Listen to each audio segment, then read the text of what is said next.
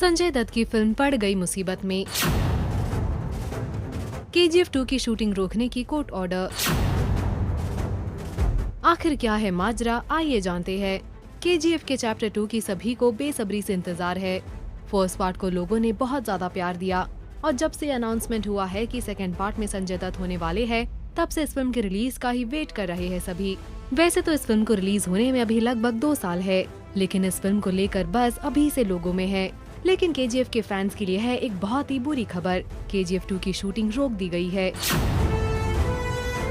जी हाँ, लेकिन उससे पहले ही ये फिल्म विवादों में घिर चुकी है।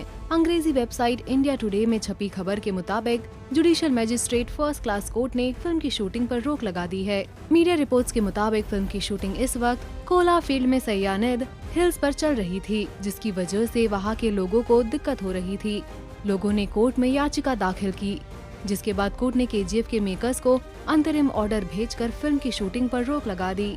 A local resident alleged that the shooting of the movie was causing environmental damage at Cyanide Hills in Kola Fields in Kola district.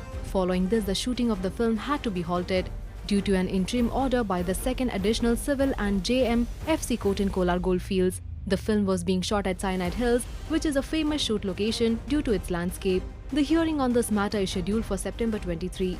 Well, आपका क्या कहना है इस बारे में? Do let us know in the comment section below. Also do like, follow and subscribe to Bollywood Now on Facebook, Instagram and YouTube.